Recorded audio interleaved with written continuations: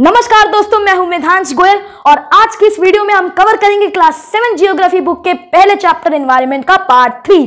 इसके पहले वाली वीडियोस में हमने ये पढ़ा था what is environment, how do human beings modify the natural environment, components of environment, biotic and abiotic components of the environment. अब हमारी बुक में नेक्स्ट हेडिंग आती है नेचुरल एनवायरनमेंट।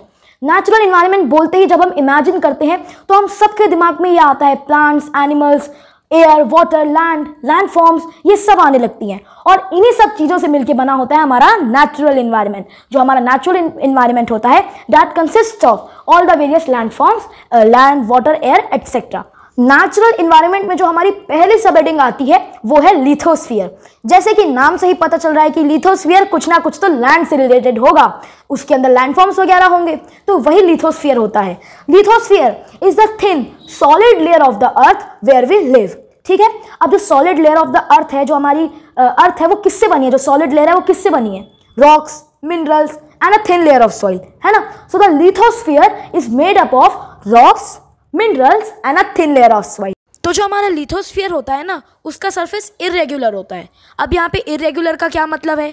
इरेगुलर मतलब हमारे लिथोस्फीयर का सरफेस हर जगह सेम नहीं है, हर जगह फ्लैट नहीं है या हर जगह स्मूथ नहीं है। फॉर एग्जाम्पल, अगर मैं इंडिया की नदर्न स्टेट लद्दाख से घूमते घूमते घूमते घूमते ईस्टर्न स्टेट असम पे जाऊं और फिर असम से घूमते घूमते घूमते घूमते मैं साउथ में कन्याकुमारी जाऊं और फिर कन्याकुमारी से घूमते घूमते वेस्ट में मैं राजस्थान जाऊं और राजस्थान से होते हुए मैं हरियाणा और पंजाब की स्टेट में जाऊं, तो क्या वहाँ का जो लैंडफॉर्म है वो सारा मेरे को सेम दिखेगा?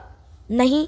लद्दाख की स्टेट में, नदर्न रीजन्स में मेरे को हिमालयन माउंटेन्स दिखेंगे, असम की स्टेट में हमको फॉरेस्ट देखने को मिलेंगे, सदर्न रीजन में हमको प्लेट्यूज देखने को मिलेंगे कन्याकुमारी के पास, और राजस्थान वाले एरिया में हमको डेजर्ट्स देखने को मिलेंगे। जब हम वापस घूम के हरियाणा की ओर आएंगे तो हमको प्लेन्स दिखेंगे, जो गंगा प्लेन्स हैं या जो भी रिवर के प्लेन्स हैं वो दिखेंगे। तो ये दिखाता है कि कितना वेरिएशन होता है हमारे लिथोस्फीयर में। सो इसके कारण मैनी लैंडफॉर्म्स आर फॉर्म्ड, है ना। सो ये कह रहा है the surface of lithosphere is irregular and many landforms like mountain, plateaus etcetera are found on the lithosphere. आ गई बात समझ? लिथोस्फीयर में हमारा नेक्स्ट पैराग्राफ आता है, lithosphere is the domain that provides us forest, grassland for grazing and land for agriculture as well as human settlements. It also provides us the mineral wealth. अब ये पैराग्राफ क्या कहना चाह रहा है? जो हमारा लिथोस्फीयर होता है ना, अब लिथोस्फीयर हमको क्या क्या प्रोवाइड करता है? लैंड पे हम क्या क्या पाते हैं? लैंड पे सबसे पहले फॉरेस्ट्स होते हैं, तो फॉरेस्ट में जो ट्रीज होते हैं, ट्रीज हमारे लिए कितने हेल्पफुल होते हैं, है ना।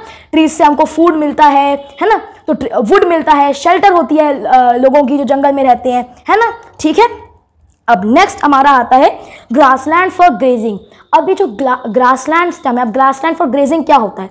जो हमारे गांव में आप देखते हैं ना, गाय भैंस को चराने के लिए लोग निकलते हैं, तो ये जो चराना होता है, गाय भैंस चरती कहाँ पे है? जो घास खाती है वो खाती कहाँ पे है? लैंड पे होती है ना वो घास। तो कैटल रियरिंग में भी लिथोस्फीयर का बहुत बड़ा रोल है। फिर जो लैंड फॉर एग्रीकल्चर, अब ह्यूमन बींग्स ने जो सबसे पहली ऑक्यूपेशन सीखी थी ना, वो क्या थी? वो थी एग्रीकल्चर। स्टार्टिंग में ह्यूमन बींग्स थे हंटर्स एंड गैदरर्स, पहले तो जानवरों को मारते थे और उसको खा जाया करते थे। फिर धीमे धीमे ह्यूमन बींग्स ने फूड को कलेक्ट करना सीखा, प्लांट से, हर जगह से कलेक्ट करके खा जाया करते थे। फिर ह्यूमन बींग्स ने जो पहली बार प्रोडक्शन सीखा वो सीखा एग्रीकल्चर। तो एग्रीकल्चर में सबसे बड़ा रोल किसका होता है? हमारे लैंड का। बिना लैंड के तो एग्रीकल्चर हो ही नहीं सकता। So lithosphere also helps in agriculture. अब ह्यूमन सेटलमेंट्स, जो सिविलाइजेशंस शुरू हुई, जैसे मेसोपोटामियन, इंडस वैली सिविलाइजेशन 6 में पढ़ा था ना, वो सारी सिविलाइजेशंस भी कहाँ पे शुरू हुई? लैंड पे शुरू हुई, लिथोस्फीयर पे ही शुरू हुई। तो इतना सब कुछ, इतनी सारी वेज में, और इवन मिनरल वेल्थ कैसे? हम डेली लाइफ में कितना मिनरल्स का यूज करते हैं? गोल्ड हो गया, कोल हो गया, पेट्रोलियम हो गया, ये सारे मिनरल्स आते कहाँ हैं? कहाँ से आते हैं सारे मिनरल्स? जो हम अर्थ के अंदर माइनिंग करते हैं, जो डीप खुदाई करके मिनरल्स को एक्सट्रैक्ट किया जाता है। तो कितना सब कुछ हमारा लिथोस्फीयर हमको प्रोवाइड करता है, इस पैराग्राफ में यही मेंशन किया गया है। नेचुरल एनवायरनमेंट के अंदर ही हमारी दूसरी सब हेडिंग आती है हाइड्रोस्फीयर। क्या आती है? हाइड्रोस्फीयर। हाइड्रोस्फीयर बोलते ही कुछ ना कुछ वाटर से रिलेटेड इमेजिन हो रहा है, हाँ, कि वाटर बॉडीज होंगी, ओशंस होंगे, है ना।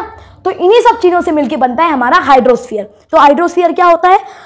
It is the domain of water. Domain of water यानी अर्थ पे, पूरी दुनिया में जहां पर भी, क्या कहा मैंने? पूरी दुनिया में जहां पर भी पानी प्रेजेंट है, कहीं पर भी जहां पे पानी प्रेजेंट है, चाहे वो ओशंस हो, चाहे रिवर्स हो, चाहे ग्लेशियर्स हो, चाहे रेन हो, कहीं पे भी प्रेजेंट है, वो सब आएगा हाइड्रोस्फीयर के अंदर। ठीक है, अब it comprises of various water bodies. अब मैंने बताया ना, तो जो हाइड्रोस्फीयर होता है, डोमेन ऑफ वाटर होता है। अब वाटर आता कहाँ से है? वाटर बॉडीज से आता है। तो सारी वाटर बॉडीज जो है ये सब मिला के हमारा हाइड्रोस्फीयर बनाती हैं। अब वाटर बॉडीज के एग्जाम्पल क्या क्या होते हैं? सोचो सोचो, rivers, seas, oceans, glaciers, streams, rivers etcetera, है ना। तो ये होता है हमारा हाइड्रोस्फीयर। अब बुक में इसी के साइड में एक एक्टिविटी दी गई है। वो एक्टिविटी कहती है, where does the water you use in your home and school come from? Make a list of different uses of water in our daily life and have you seen anyone wasting water? How? तो ये question पूछ रहा है कि जो हमारे घरों में और स्कूल में जो पानी आता है, वो पानी आता कहां से है, क्या सोर्स होता है उस पानी का, जरा सोचो। ठीक है, आंसर मुझको कमेंट में लिख के बताना। और make a list of daily life uses of water. एक लिस्ट बना के दो कि वाटर के डेली लाइफ में हम यूजेस कहाँ करते हैं, कहाँ हम यूजेस करते हैं वाटर की, ये भी सोचो। और क्या आपने कभी किसी को वाटर वेस्ट करते हुए देखा है? क्या आपने कभी किसी को देखा है कि वो पानी बर्बाद कर रहा हो, वेस्ट कर रहा हो? कैसे बर्बाद कर रहा था, ये भी बताना। ठीक है, अब नेचुरल इन्वायरमेंट के अंदर हमारी थर्ड सब हेडिंग आती है एटमॉस्फेयर। अरे एटमॉस्फेयर, इस टर्म से तो हम सब फेमिलियर हैं। हर दिन लाइफ में हम इसका यूज कर रहे हैं कि हमारा एटमॉस्फेयर पॉल्यूट हो रहा है, ओजोन लेयर जो हमारे एटमॉस्फेयर में है वो डिप्लेनिश हो रही है। तो आज जान लेते हैं ये एटमॉस्फेयर होता क्या है। तो atmosphere is a thin layer of gases. क्या कहा मैंने? It is a thin layer of gases that surrounds our earth. अब इन गैसेस के अंदर क्या क्या आता है? सारी गैसेस, जैसे ऑक्सीजन, कार्बन डाइऑक्साइड, हीलियम, यहां तक कि जो डस्ट और वाटर वेपर हमारे सराउंडिंग्स में है ना, वो भी इसी एटमॉस्फेयर का पार्ट है। एटमॉस्फेयर बहुत ही ज्यादा इंपॉर्टेंट होता है हम लोगों के लिए। क्यों? क्योंकि atmosphere protects us from the harmful UV rays of the sun. क्या कहा मैंने? From the harmful UV rays of the सन।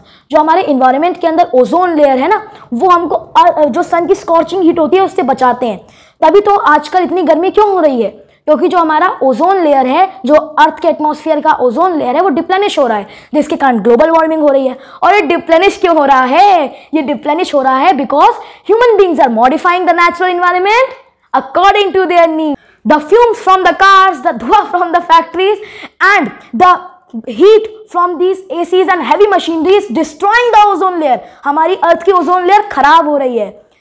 और 5 जून को नहीं, गर्मी की छुट्टी में वो कौन सा दिन मनाते हैं जिस दिन हम, हाँ, 5 जून को हर साल हम मनाते हैं इन्वायरमेंट डे। इस याद करो हर साल गर्मी की छुट्टियों में स्कूल से मैसेज आता है that make a poster on world environment day, do a speaking activity on world environment day.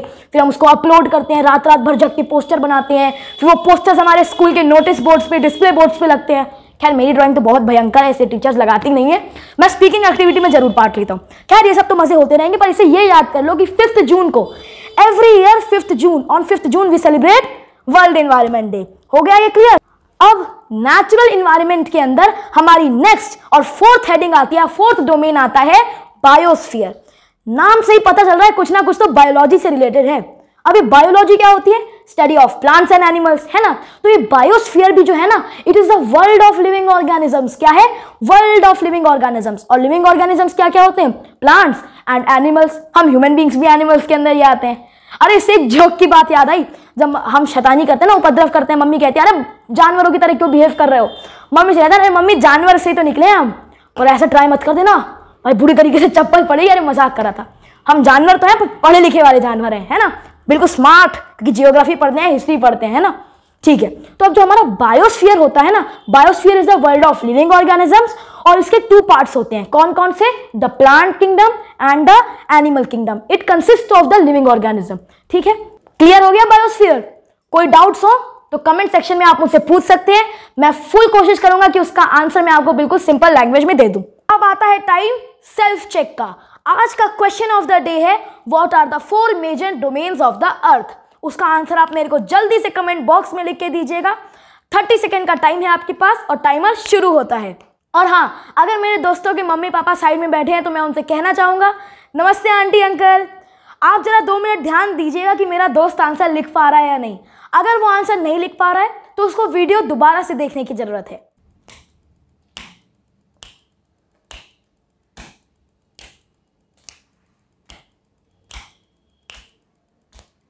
5 4 3 2 1 time खत्म होता है। तो चलिए अब मैं आपको आंसर्स बता देता हूं। तो पहला डोमेन जो लैंड वाला डोमेन था उसका आंसर था लिथोस्फीयर। दूसरा जो वाटर वाला था उसका मैंने क्या बताया था, हाइड्रोस्फीयर। और जो तीसरा वाला था एयर वाला, अरे हर दिन उसको यूज करते थे, अरे एटमॉस्फेयर। और जो हम लिविंग ऑर्गेनिजम्स का आता है नैरो जोन जहाँ पे सब कुछ मिलते हैं, वो है हमारा बायोस्फीयर। ठीक है, सारे डोमेन्स क्लियर हो गए, नेचुरल एनवायरनमेंट क्लियर हो गया। ठीक है, अब मिलते हैं अपनी नेक्स्ट वीडियो में। Bye bye.